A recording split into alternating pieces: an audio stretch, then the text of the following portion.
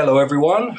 Welcome to Activ Doctors Online's April webinar with Sleep Awareness Week coming up at the end of the month. We thought we'd put together an in-depth presentation all about sleep apnea. Here to provide the eye-opening details is today's speaker, clinical assistant professor from Georgetown University and ADO's medical director, Dr. Howard Zahalsky.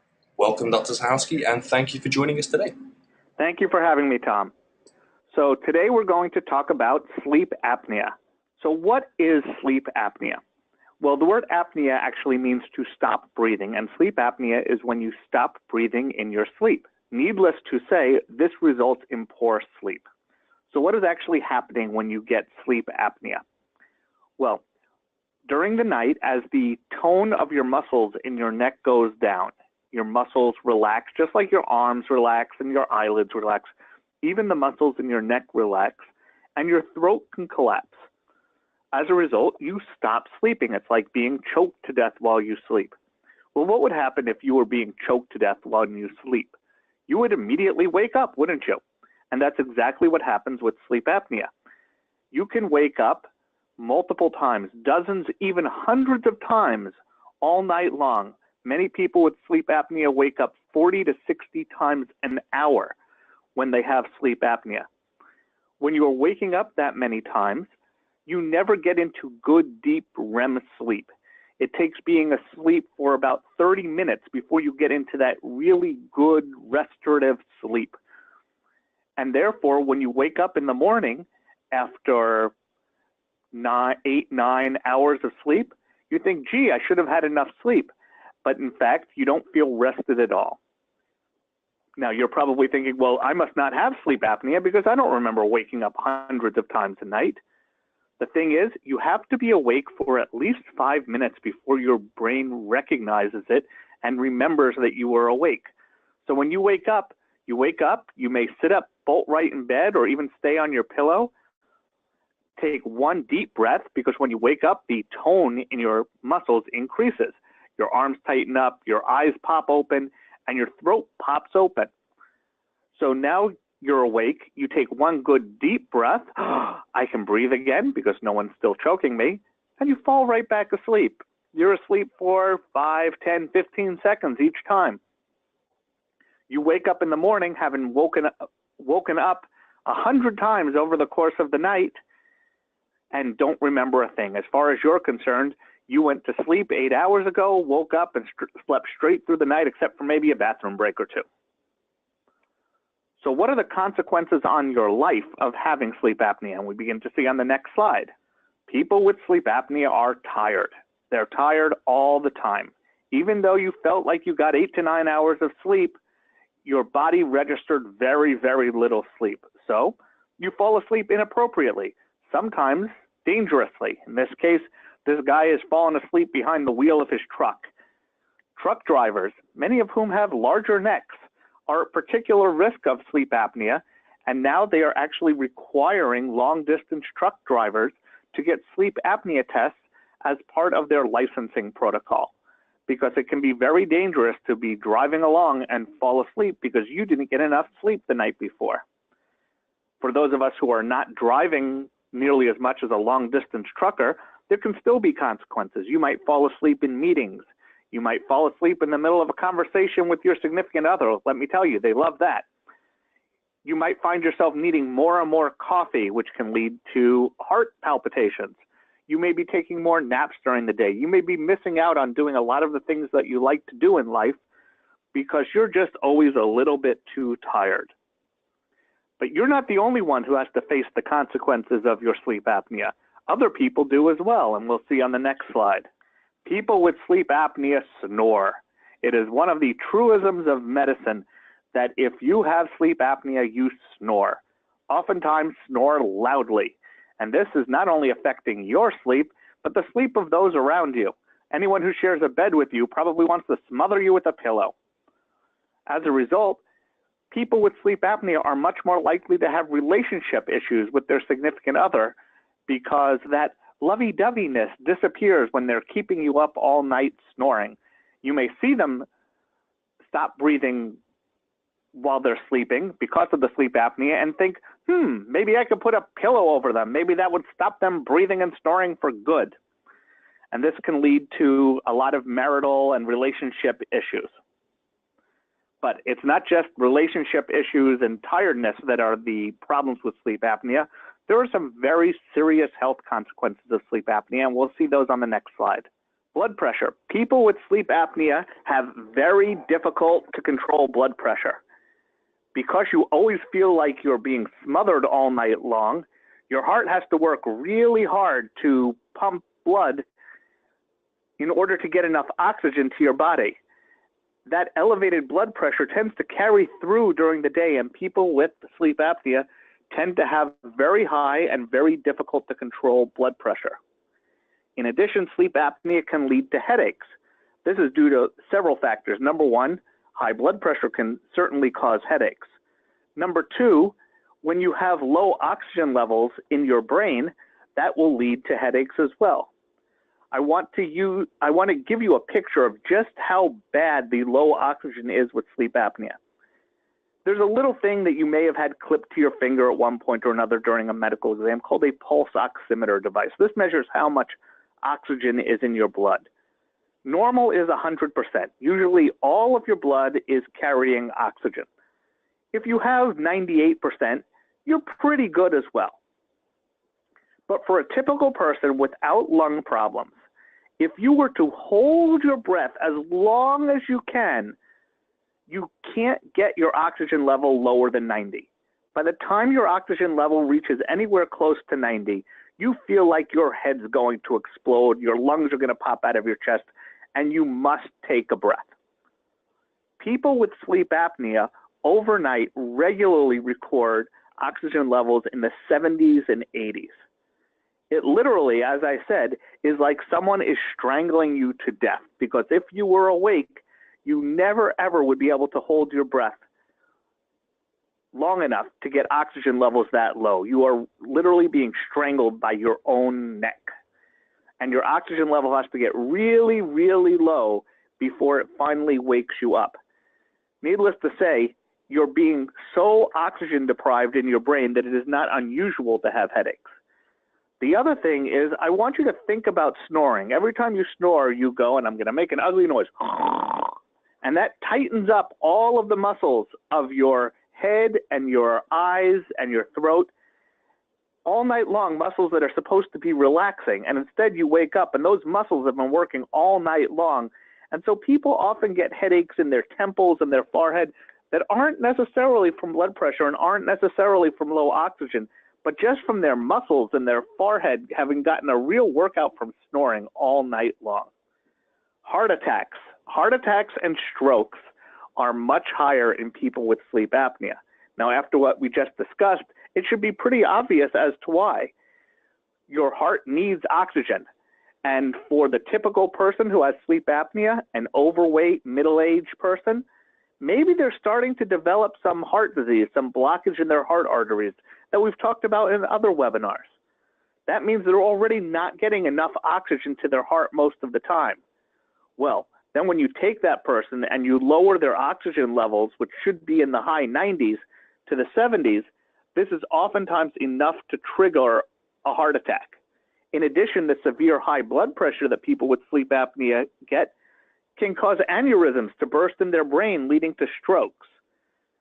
In addition, the high blood pressure will also lead to heart strain over time, and if not a heart attack, can lead to heart failure, where your heart no longer can pump enough blood over time, which can cause blood to build up in your lungs and shortness of breath and swelling of your legs and your ankles. I've tried to scare you. I've told you all the bad things that sleep apnea can do. I've told you about heart attacks and strokes and low oxygen levels and high blood pressure. But in my experience as a doctor, people have a good ability to ignore all of those long-term health consequences. People can compartmentalize and not care that they're putting themselves or their future selves at risk if they don't get their sleep apnea treated. What they do care a lot about is their waist size. Sleep apnea makes you fat. You take nothing home from this webinar. Remember, that if you don't treat your sleep apnea, you will get fat. Now, most people with sleep apnea are a little bit at least overweight to start with. You need a slightly thicker neck in most cases to develop sleep apnea. But what do you think happens when you're tired all the time? Well, your body slows the metabolism because it needs to save up its energy because it's not as rested. Because of the slower metabolism, even if you're eating that salad every day, even if you're trying to go for a walk, in between exercise, your body is just not burning as many calories. You also find yourself doing less exercise. It's a lot harder to motivate yourself to go that extra mile on the treadmill or even to get up off of the couch and go to the gym in the first place because you just feel so tired when you're done with work at the end of the day. So people with sleep apnea have both the low metabolism and low motivation, are a little bit overweight to start with, and it is almost inevitable for people with sleep apnea for their weight to go up and up and up. On the other hand, once you treat someone for sleep apnea, they feel like a new person. They feel much more energetic, the metabolism goes up, and it becomes much easier to burn those calories and shrink that waistline and get down to the size and waist size that you really want to be. All right, so what we've talked about how sleep apnea involves feeling like you're choking to death because your throat collapses. Let's talk for a little bit about how sleep apnea actually works to understand it a little bit better, and we'll see that on the next slide. Toilet paper rolls. How can toilet paper rolls be relevant to sleep apnea? It has nothing to do with the intestines. Well, I want you to think of these toilet paper rolls as your trachea, also known as the windpipe. When you have a toilet paper roll like this standing on its edge, try and crush it from the top. Push down on the top. It takes a lot of pressure to push down on it from the top. It's hard to crush them, even though they're fairly flimsy cardboard. Now lie one of them down on its side. You can probably crush that toilet paper roll using just your pinky finger, because from the side, they are much more flexible and collapsible. The same thing is true with your windpipe. So when you're awake, and you're usually upright, your windpipe is upright, and it is hard for it to collapse. On the other hand, when you lie down at night, your windpipe becomes horizontal, and now it becomes much easier for the weight of your neck, which again in people with sleep apnea is usually a little thicker, to weigh down on your windpipe and collapse it. Large tonsils, which can block the entry point to your windpipe, are also important in sleep apnea, but not nearly as important as the weight of your neck crushing your trachea. Now, even if you were awake, or if you were awake and you were lying down, usually you're not going to make snoring noises. Usually you're not going to have any trouble breathing. But when you combine that horizontal position, the weight of your neck, and then throw in the fact that when you go to sleep, your muscle strength goes down and your muscles relax, and it's those muscles that are helping to hold open your windpipe, then it becomes very easy to see why it becomes so easy for your windpipe to collapse. In the past, we've treated sleep apnea by cutting away. There was a procedure called the UPPP, where we cut away the roof of your mouth that's making all of those snoring noises. Most of the snoring noises come from the mouth, not deeper into the windpipe. So when you make those snoring noises, it's your epiglottis, which is at the back of your throat, which is waving around in the air, making those noises. That's why you can imitate someone snoring. That's why I can go, because I can make my epiglottis in my mouth waver a little bit and make the snoring noises. So if you cut away the epiglottis, you don't snore anymore. But because the problem is not really a mouth problem, you might make the snoring better, but deeper into the windpipe with a thicker neck, your windpipe will still collapse. And procedures like that, even ones that take away your tonsils and the roof of your mouth, while the snoring will dramatically go down, they usually do not do much good for sleep apnea. So you're worried that you have sleep apnea. Your partner tells you that you snore, you wake up with morning headaches, you wake up not feeling rested, you find yourself falling asleep at work sometimes, and you know you have a few pounds to lose and a neck that's a couple sizes bigger in shirt size than you want. What do? You go to your doctor, and your doctor has to test you for sleep apnea. How do we do that? This is a sleep test. It looks really bad in this picture, but it's really not bad at all. You go to a nice building, usually that looks like a hotel room, with a nice, soft, comfortable bed and dim lights and a nice, soft pillow, and you sleep. They do have to connect you to a few wires, although the wires seem a bit exaggerated to me in this picture. Nevertheless, even though you have all these wires connected to you, you say, well, I couldn't possibly sleep hooked up like that. Oh, yes, you can. Because first of all, they tell you to stay up all night the night before. So usually you get there exhausted. Second, if you can't sleep, then you probably don't have the sleep apnea. Because people with sleep apnea, even if they think they can't, will fall asleep pretty quickly when put in a nice, comfortable bed on a nice, comfortable pillow. Remember, people with sleep apnea are sleep deprived. And if you get a really tired sleep apnea patient, even if you connect them to some wires, give it a little while, they will all fall asleep and will be able to measure their breathing levels while they are sleeping. I can usually tell by looking at someone's throat size and the back of their throat, as well as asking them just a couple of questions, with about 80 to 90% certainty whether they're going to have sleep apnea. So most of the time I don't need this test, but insurance will only pay for the treatment if you document that they have sleep apnea on one of these sleep tests. So now we've diagnosed you with sleep apnea. What is the treatment? Because it's useless to diagnose something if you can't actually make it better. So the easiest form of treatment is a mandibular advancement device. We call them bite guards. What we do is, you can see on the one on the left, they are usually custom made. They go into your mouth and they pull your bottom jaw slightly forward. You wear them only while you're sleeping. Because your jaw and your tongue gets pulled slightly forward, it keeps some tethering on your windpipe and makes it so that your trachea or windpipe can't collapse while you're sleeping. They usually work better in people with mild to moderate sleep apnea as opposed to more severe sleep apnea. And I generally have trouble recommending them because over time, even the best ones will mess up your bite a little bit.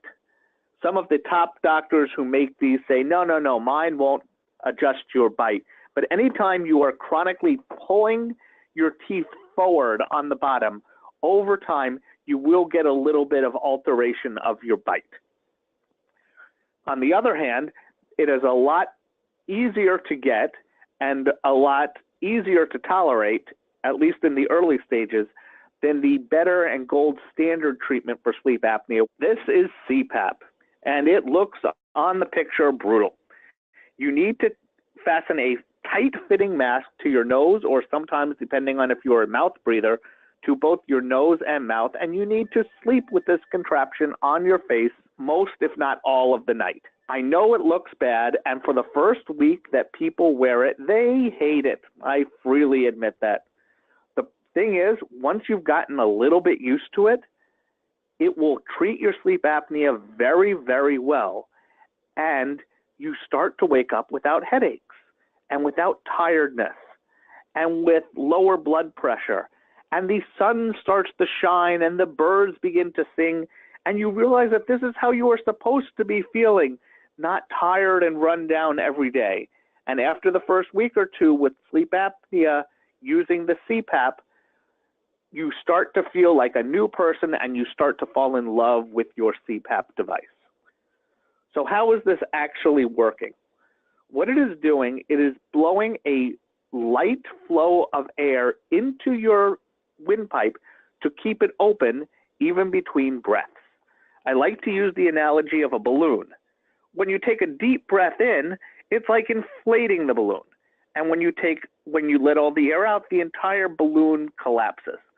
Well, sometimes, I bet as a kid, you put a balloon in your mouth and been unable to inflate it because when you were a little kid, you couldn't blow hard enough. So you were able to blow just hard enough to keep the tube that goes into the balloon open and the balloon itself very mildly inflated. And then dad comes along, stretches out the balloon and blows it up. It's like that little kid.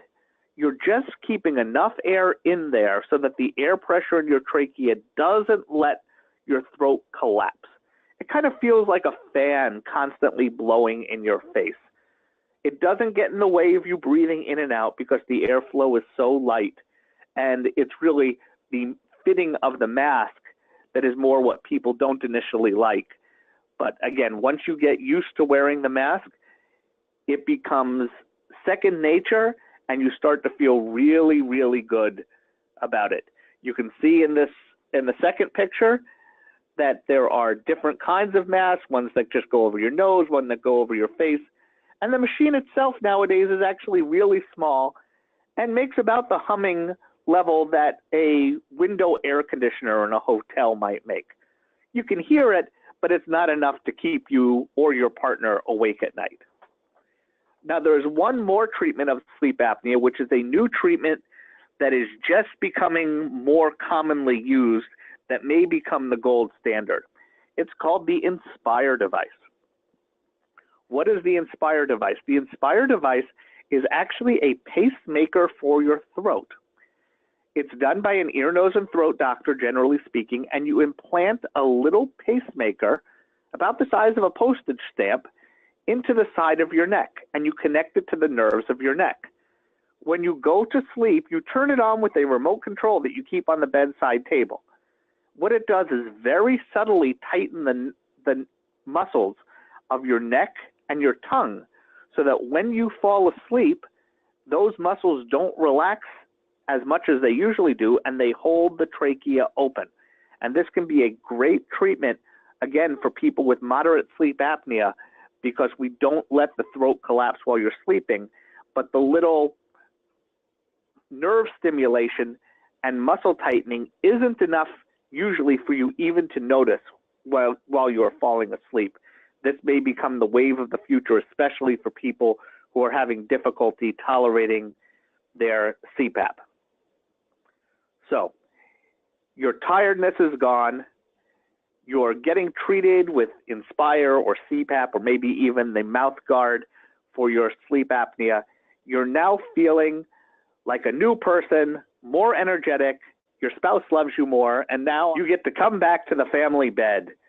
Your wife or husband is willing to let you back in the bed because your snoring is gone, you're more energetic, more likely to be frisky, your relationship has improved, you're doing better at work because you're not falling asleep in the meetings, and life is just generally better instead of having to sleep on the couch with the dog every night, which is where you were when you had the sleep apnea and you were snoring like the freight train. So how can Activ Doctors Online help you with your sleep apnea, either getting diagnosed or getting treated? Well, through Activ Doctors Online, we have 3 revolutionary products that I want to talk about for a minute. The first is our personal health records. This allows all of your medical records to go with you to whichever doctor you see. If you see a sleep specialist, a pulmonary specialist, your primary care doctor, you go to the sleep center, all of those information gets relayed seamlessly to all of your doctors because all of your records stay with you, not with your individual doctors. Over time, maybe you need your CPAP adjusted. Some people need to go up a little bit or down a little bit on the amount of pressure. You can keep track of all of that. How many hours of good sleep you get, you can keep track in our health tracker. It allows you to take control of your health care. Let's say you have a complicated case. You're not responding right to the treatment, and you want a specialist that might not be available in your area to review your chart to see online if maybe there's a better treatment for you. Are you a candidate for the Inspire that's only being done in a few places now?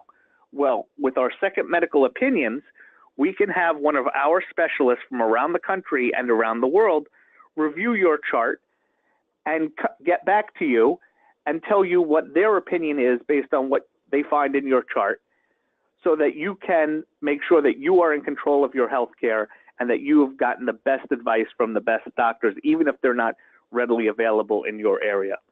Finally, with our e-consultation, maybe you need a follow-up with your doctor, but you're just going to be able to tell him that you love your sleep now, that your CPAP is working great. And all you would need to do is talk with them on the phone, but your doctor doesn't want to talk on the phone because they don't get reimbursed for that. Well, with our e-consultation, you can have a virtual online visit with your doctor that your doctor's reimbursed and they're happy, and you don't have to fight through traffic and wait for 30 minutes in their office waiting room, so you're happy if both you and your doctor are members of Activ Doctors Online. Activ Doctors can help with all of these issues. Now, to learn a little bit more about Activ Doctors Online, I'm going to turn it back over to Tom, who will give you some more information on the company and how you can get started. Thank you, Dr. Zahalsky, for another great presentation. Here at Activ Doctors, our vision is to reinvent healthcare by providing user-friendly mobile health solutions that allow people all over the world to live healthier, safer, and more productive lives. We strive to educate, engage, and empower our members to take control of their health destiny to save time, money, and even their lives.